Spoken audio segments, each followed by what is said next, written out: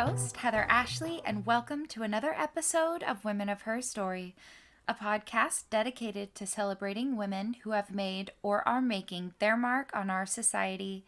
Sitting next to me is retired leaf collector Sergio. What's up, Sergio? Greetings and salutations. How are you doing today? I'm doing pretty well.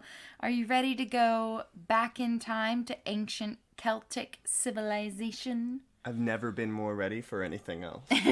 Well, let's go. Today's Her Story lesson is about none other than who many consider the original Braveheart, Boudica, the Celtic queen who led a revolt against Roman rule in ancient Britain around CE, which is the Common Era, 60 or 61.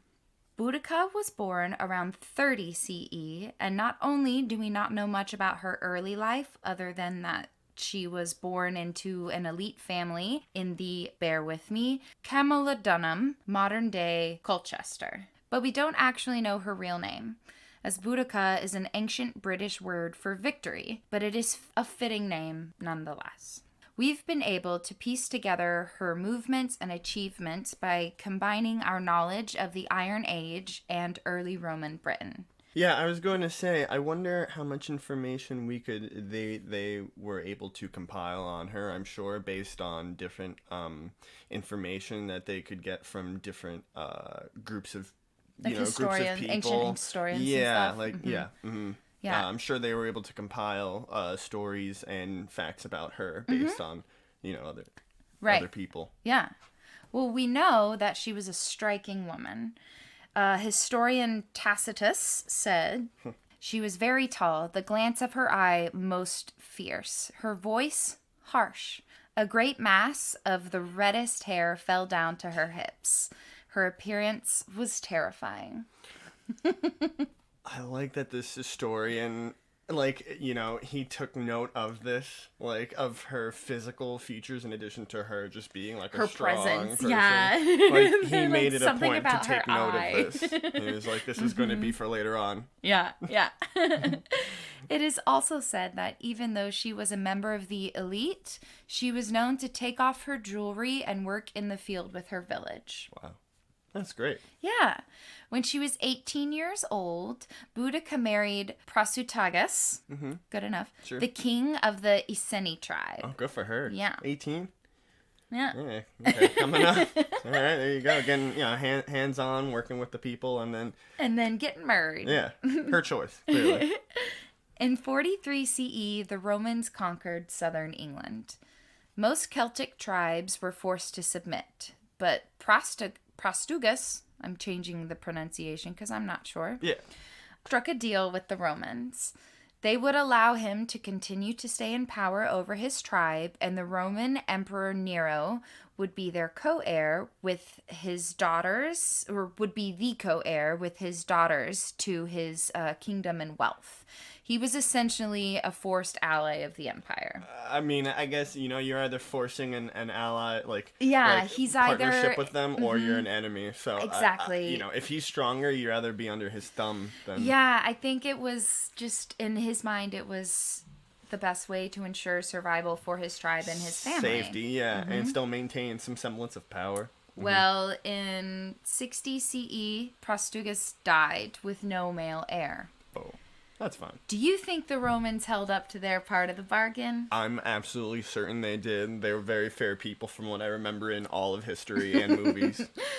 Well, I'm sure you'll be shocked to find out that that's not the case, and the Romans didn't hold up their end of the bargain. Gasp. The Romans annexed his kingdom and confiscated the family's land and property. They publicly flogged Boudica and assaulted her two daughters. Wow. To Romans, these acts were reprehensible. They're bad, but not uncommon. But to the Iceni, Boudica was more than just a queen. It was likely that she was more along the lines of a priestess, and she was the embodiment of their goddess Andraste, so the women queens were held in a totally different regard. They were thought of as ethereal.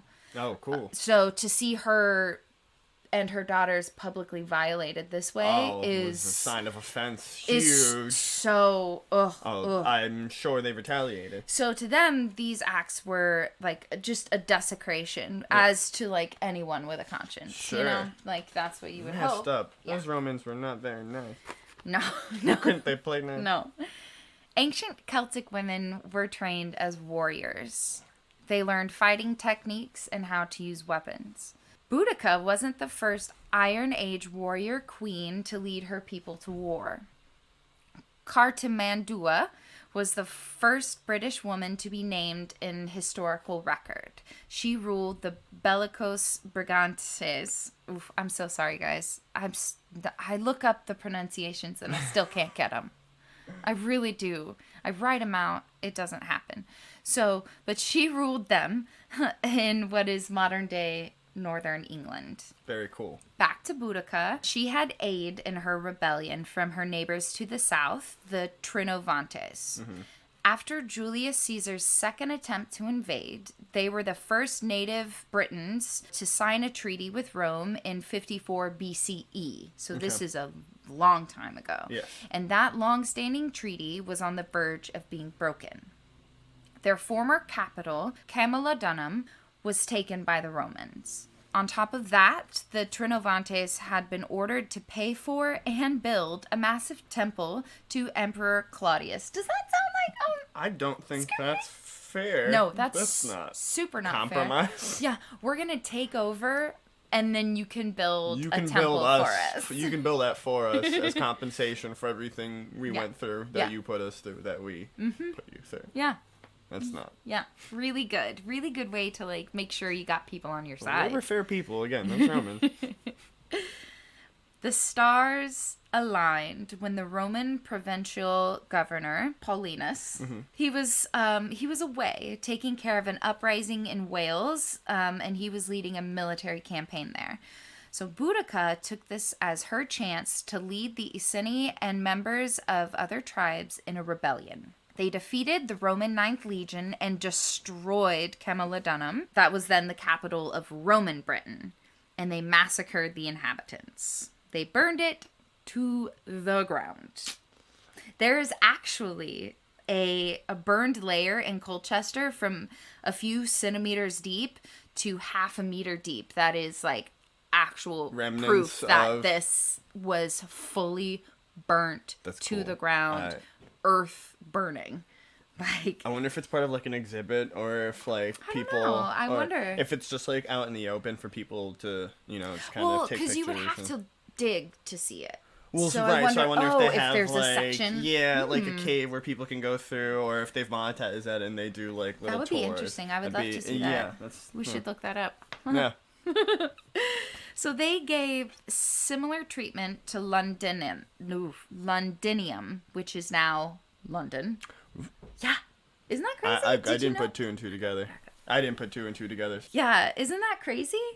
Like, I had no idea Londinium was such an ancient, like, London. That's crazy. And then they also gave the same treatment to Verulamium, which is modern St. Albans. Londinium was about 40 miles southwest of Camulodunum. Because it was a center for trade, it was great for pillaging, as they weren't met with much resistance, because it's a trade center. It's not, The inhabitants of the city took what they could and left as quickly as possible when they heard whispers of the rebellion. The rebels mutilated statues, desecrated cemeteries, and broke tombstones. They were out for blood, clearly. I mean, with good reason. They inhabited this place first, and now everyone's coming in and just violently taking. I would be upset if I were them too. I'd have So these invasions were incredibly violent. There were mass executions, religious sacrifices, and quote-unquote indescribable slaughter. And then it was all burned to the ground. Now, going over to Verulamium. I'm so sorry that I'm butchering these. I really try. So this wasn't actually a traditional Roman town. So all the other places that they've attacked have been Roman centers. Mm-hmm. But this one was actually a town of British people who loved everything Roman. Oh, and that probably made them more irate than anything. And they actually had municipium. Do you know what that is? Municipium, no? Yeah, so this meant that they had Roman citizenship with benefits given to the local magistrates. Okay. Yeah. Okay. Yeah, so they were basically Romans at this point. Yeah, they were under them, but they weren't like Romans. They weren't were Romans from own... Rome, but they were Roman They were citizens. tied too. Yeah. So they knew that they were going to be next on the takeover list for Boudica's rebellion. So they evacuated the town ASAP. Boudica and her army still burnt it to the ground. Messed up. Yeah, I don't know. I mean, nobody's there. And it's you're sending a message. Sad, you gotta though. do that. Yeah. That they had to burn anyway. Yeah. It is estimated by Tacitus that around 70,000 Roman citizens and allies were killed. This is almost certainly exaggerated, but even the correct numbers are devastating. The tactic that Boudica used by going after the 3 largest Roman city centers in Britain indicates that she had an incredible military mind. They needed just one more victory to keep Rome out of Britain. When Paulinus finally returned from Wales, he started to gather an army to confront the rebels. Even with the exaggerated numbers, it still looked bad for the Romans in the campaign to conquer the barbarian land. Even worse, at the hands of a woman. Yeah. The likes of which hadn't been seen since Cleopatra's seduction of Caesar and Mark Antony. Throwing it back. Throwing it back. Yeah. He was able to assemble 10,000 regular fighters as well as auxiliaries. Boudica's army numbered in the 200,000s. I wonder if it was ever said that she was sharper with like naval warfare or like, you know. Well, they didn't have ships. I mean, the Romans had ships. So. Sure, but she doesn't. They're like Celtic tribes inland. That's what it is. They were England. inland. Okay, I just kind of No. They have no ships. So they actually fought naked, covered in blue war paint, and used guerrilla tactics. They believed that this showed extreme bravery, as they were showing they weren't afraid of any impeding battle. To the Romans, though, the nakedness looked foolish compared to their head-to-toe armor, and they were an organized killing machine. So guerrilla warfare works in the tribal sense that they were used to, but when you've got spears and arrows being launched your way, being naked doesn't show power, it just shows naivety. Yeah, you know, that's not a great war tactic. But that's not something that they knew fully what they were up against. Sure. So leading up to the battle, Boudica and her daughters took their chariot to all of the tribes, encouraging bravery.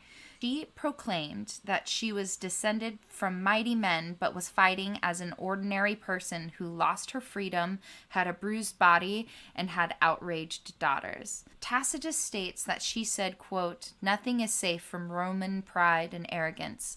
They will deface the sacred and will deflower our virgins. Win the battle or perish. That is what I, a woman, will do." We are not exactly sure of the exact location of the battle, but we do know that the Romans defeated the Britons even with their inferior numbers. The Britons attacked in a crowd on the Roman defensive line. Then the Romans threw thousands of heavy Roman javelins into the advancing Britons, resulting in incredible and immediate deaths. Then a second wave of javelins came raining down. And finally, the Romans moved in for the kill, tight formations and stabbing with short swords. Where did the Britons go wrong? Too many of them. Too many of them. Yeah, the sheer amount of game. them made the use of their long swords difficult and ineffective. They were trapped on the plains. Their retreat was blocked by their own families and possessions. And there was no space to fight, so there was no space to flee. Boudica and her daughters killed themselves by taking poison to avoid capture and further humiliation. Boudica's forces massacred 70,000 Romans and pro-Roman Britons, but ultimately the rebellion failed. The Romans continued to control Britain until CE 410. The lands of the Trinovantes and Iceni were destroyed and turned into military forts. For a while, Boudica's name lived in the empire as a cautionary tale of what happens when you let a woman rule. The idea of a British warrior queen battling enemies was adopted in the 16th century by Queen Elizabeth I. It helped legitimize her right to rule and to fight the Spanish Empire. Good. I love that. Good. I love that. Yeah, I mean, it doesn't matter who's waging the war, although I don't condone waging war in general, but I mean, yeah, make that decree. That doesn't make any... that should just be... It shouldn't even have to be... This is what happens when women rule. Shouldn't even have to like, be in writing. It's like you fight the person that says that. That's but it's all... But what's crazy, it's like, look at all the wars that have been started. It's usually men. So then why is it a cautionary tale when a woman wages a war? Beyond me. I don't understand that. I feel like men wage war every other day for any other reason. Right. And then when women do it, it's like, well, hold on there. Let's get this in writing. And then let's get this official. Stamp it. Well, she is now celebrated as a national heroine and represents the embodiment of the struggle for justice and independence. In 1902, a bronze statue of her riding on her chariot was placed on the Thames embankment next to the House of Parliament in the old Roman capital of Britain, Londinium. Tacitus and Dio's accounts of her speeches are most likely hyperbole, and their accounts of her vary.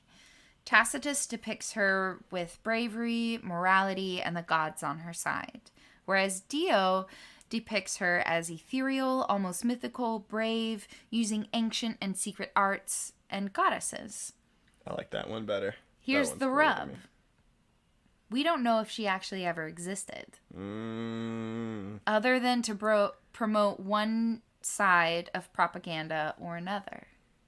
Nah, that sounds like something a man made up. She's definitely real as hell. I don't know. Like, maybe she's real or not. And it's like, no, she was definitely real. The thing is, we don't know. We don't know where the battle took place. We have the burn evidence, right? Sure. But we also have no information about her before she married this king. We don't know, because she lived for so long in infamy in the empire, in the Roman Empire, as a cautionary tale. We don't know if it was something they said, look, they massacred 70,000 of us in this barbaric land. This woman did this. We don't know if it's a true person because her daughters, theoretically, they all killed themselves in this battle. So there's to no not like, get lineage caught. to There's ever no get passed and down. her husband's dead. Maybe all the Iceni tribe are gone.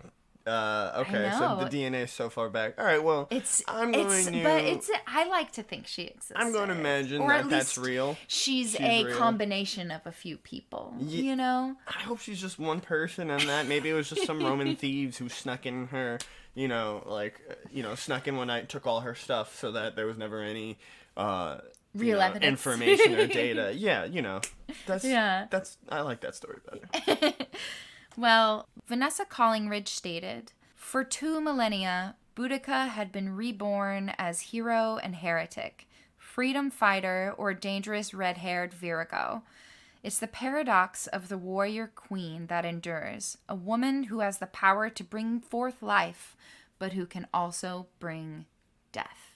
Yeah, that's a strong woman, She can... it's that idea that is so interesting that it can be portrayed in, like they said, hero or heretic, it's so... The fact that she can even live on through speculation is important enough. Yeah. That's all we need to know. And if she was real or a group of people combined with just different traits, as one person with different traits. I actually think I have a picture of this statue from when I was in London. I need to look back through my London pictures on the Thames. I would recommend you do that. But if I have it, it'll be in the post about this. But if I don't, then I'm pretty sure I took a picture of it. I feel like I remember, on Little Boat Cruise. I bet pointing it out. I bet she was real, and then to minimize her, to minimize the impact that she might have had on strong individuals, women, in terms of preventing an uprising. They probably just were this isn't real, and then, got rid of all the evidence so that there was never any thought of like, oh my god, these people like had, they could have uprised or something, or they were this strong. Yeah. Yeah. I wouldn't put it past them. Isn't that such a crazy story? I like her. She's cool. She is. She's awesome. There's a really good on YouTube, a really, really good documentary from the History Channel. That's up. I'll try to remember to put a link in it. But it's really good. I watched it a couple times for notes, and it also goes more into depth about like what really was going on with like all the Romans and what was happening within the tribes and those politics. It's really interesting. It's really, really good. But if you just search her on YouTube, it should be one of the first things that pops up. It's really good. And Amazon Prime also has a few documentaries about her. She was one that for someone who there's so much speculation about her existence, there was a good amount of like documentaries about her and about that time. That's what I'm saying. She has to be real, or at least some lore about her life, or a person, a woman that might have existed just like that. Because there's no way there are that many people talking about something that. Although, now that I say that out loud, there are definitely a good number of things I can think of that are super popular in the main culture that are make believe. Yeah. But. Yeah, that's another podcast. She's cool. She's strong. I like her. Yeah. Well, thank you all so much for tuning in again. Tune back in this Friday for an interview with Roseanne Fino, a musician and an activist who always speaks her mind. Before you go, make sure you rate and review the show. It helps the podcast keep growing and growing. And you can follow us on Instagram at Women of Her Story Podcast. You can also shoot us an email at womenofherstorypodcast@gmail.com. Until Friday, be safe, stay healthy, and show the world what you're made of. This has been a New York Glitch production. Take care, stay safe, and be well.